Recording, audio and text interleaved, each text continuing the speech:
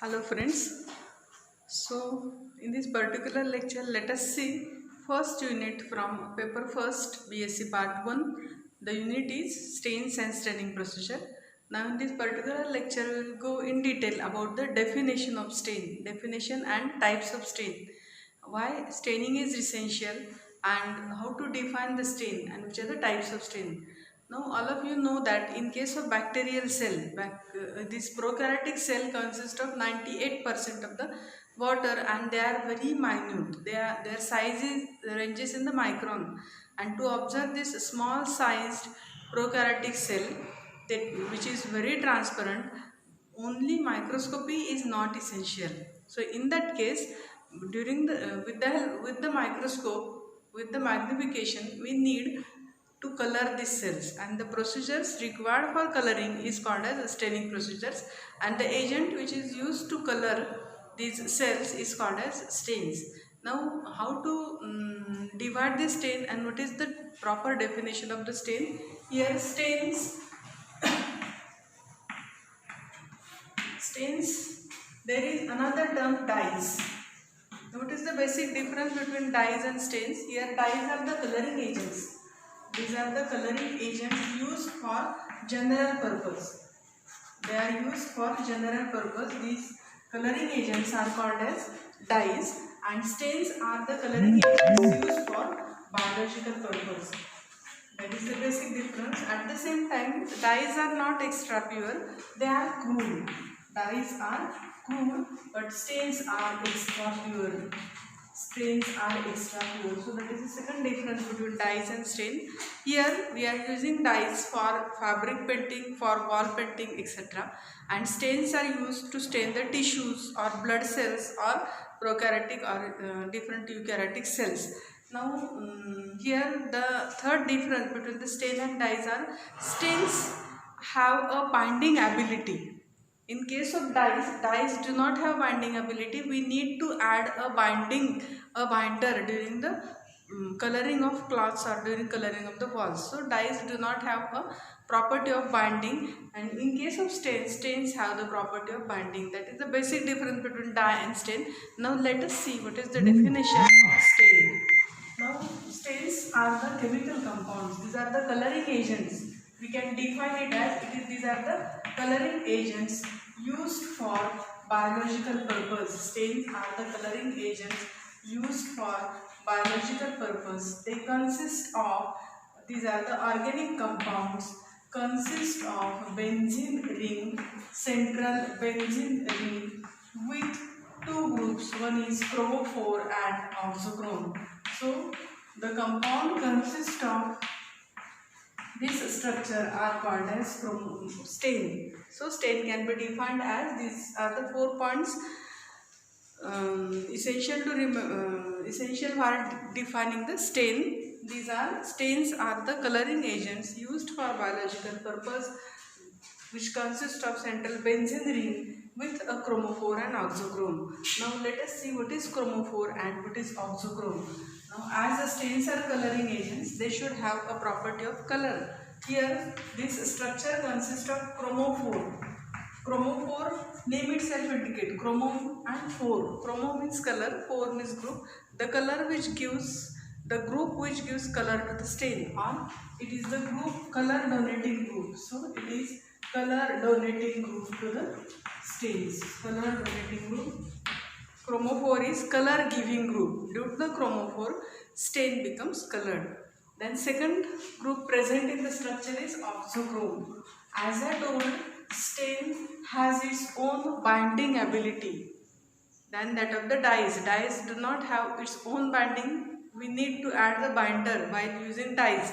But in case of stain has its own binding ability due to the oxochrome. Oxochrome gives binding property, or these are the binding groups.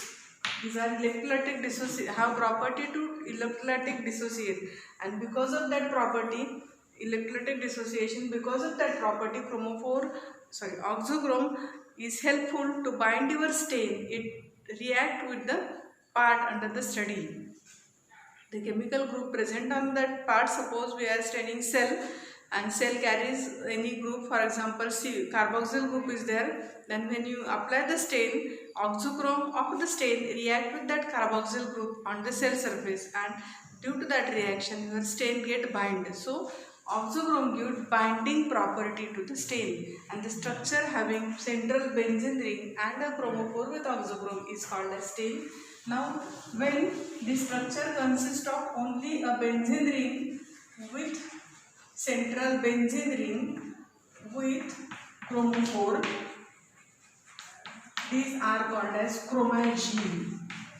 It is called as chromagene. So chromagene is the structure consists of central benzene ring with a chromophore, and it is like that of our dyes, because this structure chromagene, that is a benzene ring with a chromophore, in this structure oxochrome is absent. That structure is called as chromagene. It is likely to be our dye. This chromagene do not have binding ability. When this chromagene that is benzene plus chromophore binds with oxochrome, that forms a complete stain. So that is in short about the definition of stain.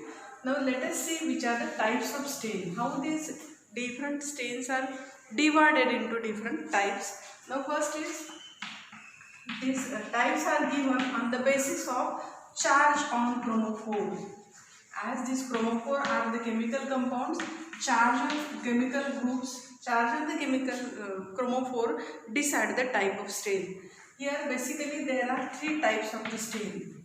One is acidic stain, next is basic stain, and last is neutral stain. Now which stains are called as acidic, which are called as basic, and which are the neutral? The stain, while considering the types of stain, charge on the chromophore was considered. Here suppose the charge on chromophore is negatively charged chromophore. Suppose chromophore has negative charge.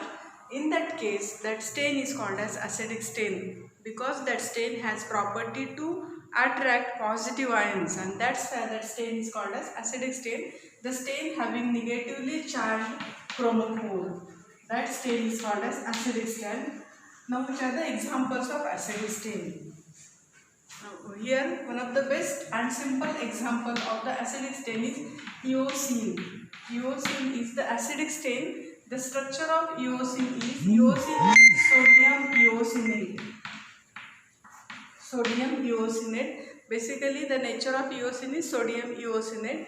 In this sodium structure, sodium is oxochrome and eosinate is chromophore. So this structure consists of negatively charged chromophore. That stain is called as acidic stain. Now which are the other examples? Other examples are nigrosine is one of the acidic stain. Congo red is also acidic. India ink is also acidic. So these are some examples of acidic stains. So what to remember? Here acidic stains are the stains which have negatively charged chromophore and they attract the positive ions. So these stains are called as acidic stains.